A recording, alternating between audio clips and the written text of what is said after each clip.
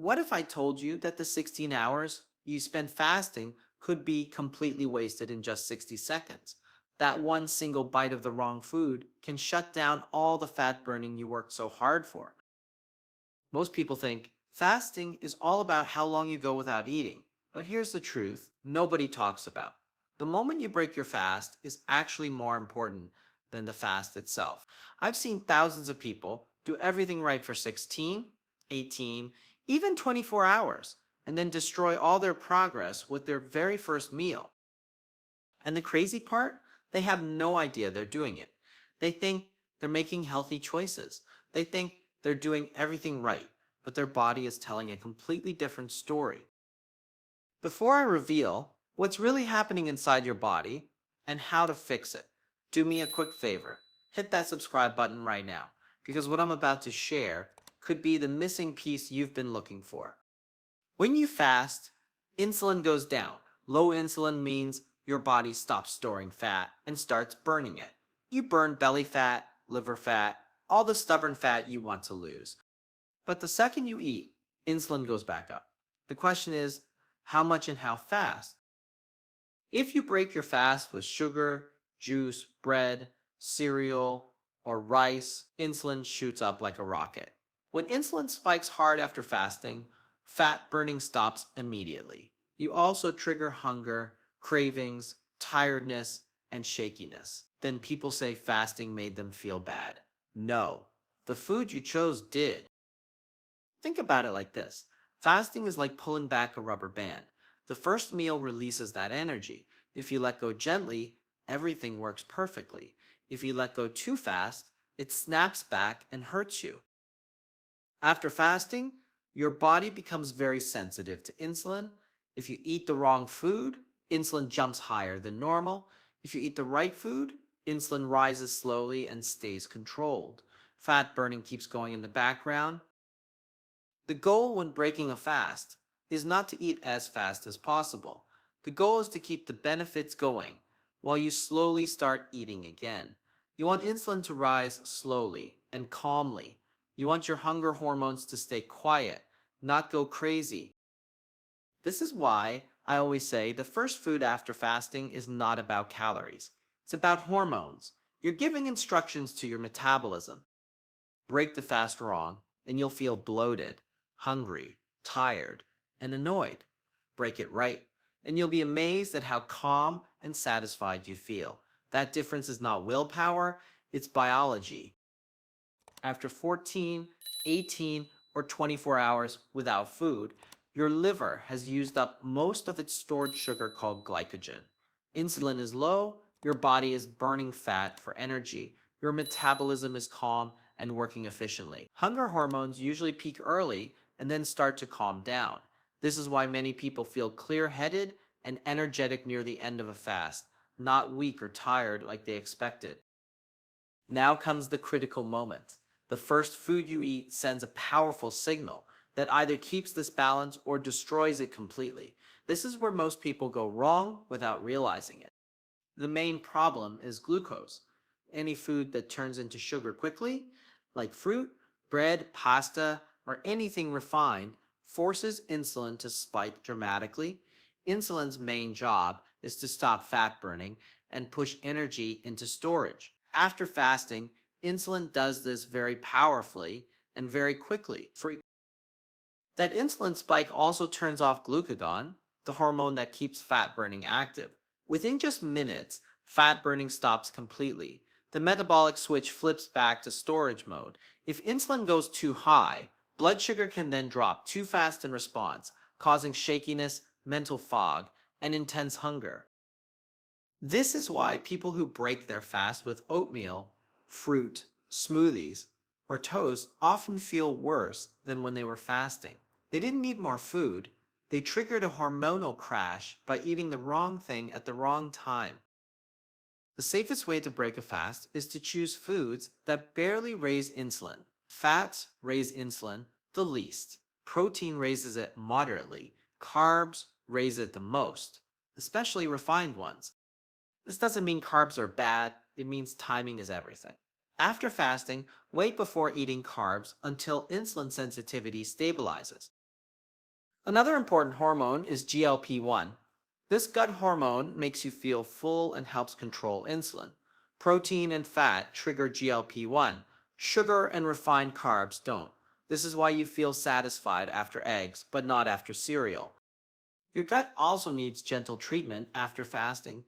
If you suddenly eat heavy, oily, or sugary foods, you overwhelm your gut, causing bloating or diarrhea. Breaking a fast should be calm and simple. The best way to break a fast is with a smooth transition, not a big meal. You're moving from a fasted state where your body is burning fat to a fed state. That transition needs to be gentle and deliberate. When you rush it, insulin overshoots and all your hard work gets reversed. When you respect it, fat burning keeps going quietly in the background even after you start eating. Start with something gentle and liquid, especially after longer fasts. Warm fluids tell your nervous system that everything is safe and sound. They wake up digestion without raising blood sugar. Bone broth is excellent because it provides sodium, potassium, and amino acids. Diluted yogurt or even warm water with a bit of sea salt can prepare your gut before solid food enters. Once digestion is awake, the next priority is healthy fat. Fats barely raise insulin at all and actually help keep fat burning going for a while longer. Fats also slow down digestion significantly, which prevents blood sugar from rising too fast when you eat other foods later. Good sources include olive oil, avocado, butter from grass fed cows, or coconut oil in small amounts. Protein comes next, but timing matters here. Protein does raise insulin moderately, but it also triggers other beneficial hormones like glucagon and GLP-1 that control blood sugar and create strong fullness signals. When you add protein after fats, not before, you get a much more stable metabolic response without the spike and crash. This is exactly why breaking a fast with eggs cooked in butter, plain full fat yogurt with no sugar, or lightly cooked vegetables with olive oil or ghee works so well. People feel calm, full, and steady for hours. Hunger doesn't come roaring back. Energy stays stable. That's hormones working correctly, not discipline or willpower. Avoid anything that acts like pure sugar hitting your bloodstream. This includes fruit juice, honey, dates, bread of any kind, white rice, potatoes, sweet potatoes, cereal, oatmeal, granola, and pastries. These all turn into glucose very quickly. After fasting, that glucose hits your blood fast and hard. Insulin follows immediately like a tidal wave, and fat burning stops in its tracks. Even foods people think are super healthy, like smoothies, acai bowls, or overnight oats, are metabolically terrible. Right after a fast, liquids digest faster than solid. When you blend or juice something, you remove the natural break of chewing and fiber structure. That combination is particularly dangerous right after fasting because it overwhelms your system. Another common mistake is eating deep fried or very oily heavy foods. These overwhelm bile flow and slow digestion in an unhealthy way. This can cause nausea, bloating, reflux, and serious tiredness. Fat is helpful and necessary, but it must come from stable, quality sources and in reasonable amounts. Think olive oil and avocado, not fried chicken and french fries. Fermented foods like plain yogurt with live cultures, kefir, sauerkraut, or kimchi help restore gut health after fasting. They improve insulin sensitivity right at the intestinal level. This reduces inflammation after meals and improves how your body handles nutrients overall. Just make sure they're unsweetened and not loaded with additives. Think of the first meal as instructions for your hormones. You're telling your body whether to stay in repair mode or rush back to storage mode. If you're enjoying this, hit subscribe, like this video, and share it with someone who needs to hear this. Let's continue. Carbs are not the enemy at all, but timing is absolutely everything. After a fast, your body is insulin sensitive in a good way, but also vulnerable to overdoing it. A small amount of carbs can either be handled beautifully or trigger a massive insulin spike that reverses all your metabolic progress from fasting. When fasting ends, your liver is still producing glucose through a process called gluconeogenesis. This is a normal survival mechanism your body uses. If you suddenly add external glucose from bread, rice, or fruit on top of that, your liver doesn't immediately shut off its own production. Now you have two separate sources of glucose entering your bloodstream at the exact same time. That overlap is precisely what causes those sharp blood sugar spikes people experience. This is why so many people feel shaky, sleepy, anxious, brain foggy, or ravenously hungry after breaking a fast the wrong way. It's not weakness or lack of willpower, it's pure physiology and hormones reacting to the food choices. The solution is strategic delay, not complete deprivation. When you eat fats and proteins first, they suppress excessive glucose release from the liver and slow down intestinal absorption significantly. Over time, usually within a few hours, insulin stabilizes and your body becomes metabolically flexible again. Only then do carbohydrates behave more like fuel for your body instead of a metabolic shock to your system. This is exactly why I tell people not to break a fast with oatmeal, cereal, toast, bagels, or fruit. Even though these exact same foods might be perfectly fine later in the day, the same food eaten at a different time produces a completely different hormonal response in your body. Context and timing literally change your biology. Ghrelin, which is your hunger hormone, drops quickly when you eat fats and proteins, but carbs temporarily lower ghrelin and then cause it to bounce back even higher later in the day. That rebound effect is what drives intense cravings and episodes of overeating that people struggle with. Leptin, the fullness hormone, also responds badly to carb heavy meals after fasting, especially in people with insulin resistance. After fasting, your gut is more sensitive. Simple sugars feed bad bacteria, increasing gas and bloating. Fermented foods and fiber rich vegetables feed good bacteria, strengthening your gut. Here's my practical rule: break the fast gently. Wait at least 2 to 3 hours before adding carbs. When you do, keep portions small and choose high fiber options. Whole vegetables behave differently than bread, lentils behave differently than flour, and etc. For weight loss or fixing insulin resistance, delay carbs until the last meal of the day. This approach doesn't require perfection, it requires sequence. Fats first, protein next, carbs last. That sequence keeps fat burning going and prevents metabolic whiplash. The longer the fast, the more careful you must be. A 14-hour fast is different from a 24-hour fast. The mistake I see is breaking all fasts the same way. After a longer fast, insulin is extremely low and your body runs mainly on fat and ketones.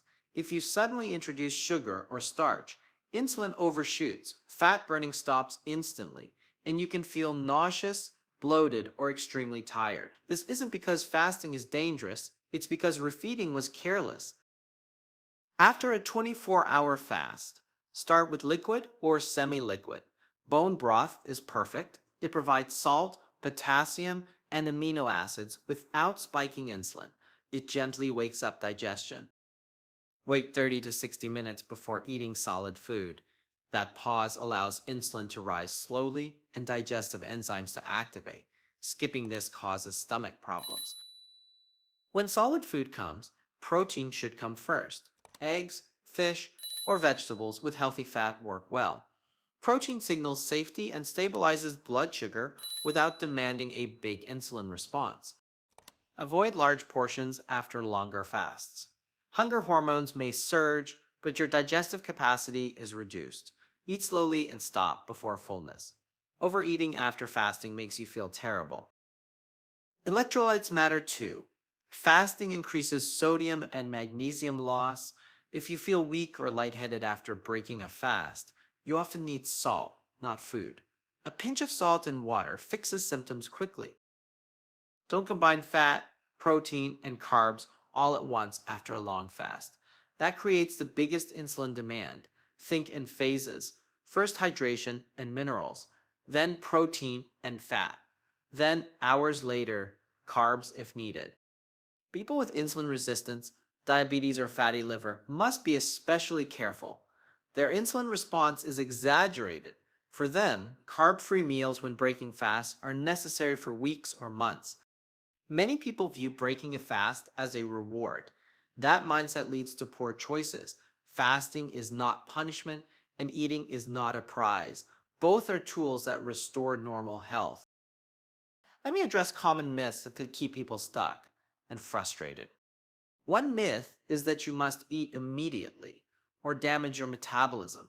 That's not true. Metabolism doesn't shut down because you delayed eating another hour. Insulin sensitivity often improves the longer you stay fasted. Another myth is that fruit is gentle and safe for breaking a fast. This makes no sense. Fruit is mostly fructose, which goes straight to the liver. After fasting, the liver is already making glucose. Adding fructose speeds up fat production in the liver and spikes insulin indirectly. This is why people feel bloated, foggy, or starving after breaking a fast with fruit or juice. Juices are worse, they deliver sugar almost instantly with no fiber to slow it down. That's a metabolic attack. Another fear is muscle loss. People worry that without immediate protein, muscle disappears. In reality, fasting increases growth hormone, which protects muscle. Muscle loss happens when insulin is high and protein intake is low over long periods, not from delaying a meal. What causes muscle loss is frequent insulin spikes with no exercise. Fasting paired with resistance training and enough protein preserves muscle very well. There's also confusion around fats. Many think fats are too heavy after a fast.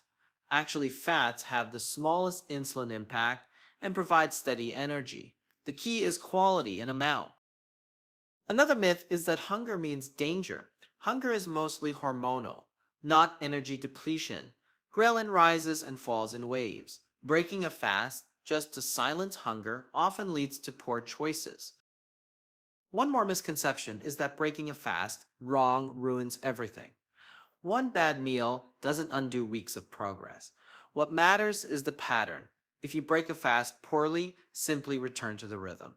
Eat real food. Stop snacking. Allow insulin to fall again. Fasting works best when it removes fear around food. When you understand the science, decisions become clear. Let me give you a simple step-by-step plan for breaking different fasts safely. For short daily fasts of 14 to 16 hours, break with protein and fat. Eggs, fish, unsweetened yogurt, or vegetables cooked in healthy fat. Eat slowly. Stop before you feel full. If you want carbs later, have them with the last meal of the day. For 18 to 20-hour fasts, be more deliberate. Start with water and a pinch of salt. Then move to protein and fat. Avoid starch and sugar for at least 2 to 3 hours. For 24-hour fasts, always break gently. Start with bone broth or light fermented food. Wait 30 to 60 minutes before eating solid food. Keep the first solid meal simple. Protein, healthy fat, and non-starchy vegetables. No desserts, no bread, no fruit. For multi-day fasts, get supervision. Liquids first, small portions, gradual progression. Across all fast lengths, avoid sugar, refined starch, fruit, juice, and ultra-processed foods at the first meal. These spike insulin and shut down fat burning immediately. Instead, focus on foods that stabilize insulin. Healthy fats signal abundance without chaos. Protein signals repair. Fermented foods support the gut. Fiber feeds good bacteria without raising blood sugar. If weight loss is your goal, remember this. Fasting creates the window for fat burning, but what you eat determines whether that window stays open or slams shut. The first meal sets the tone for the entire day. If your goal is metabolic health and longevity, consistency matters more than intensity. You don't need extreme fasts. You need habits you can repeat that lower insulin, reduce inflammation, and restore normal health. The body doesn't need tricks, it needs fewer insults. Eat less often, eat real food, break fast gently, let hormones do their job. When you respect the transition from fasting to feeding, weight loss becomes easier, hunger becomes quieter, and the body begins to heal itself exactly as it was designed to do. That's the real power of fasting. If you watch this full video, Go to the comments and tell me the one thing you learned today. I'd love to hear from you. And if you found this helpful, please share this video with someone you care about. This is Core Health, helping you live healthier every single day.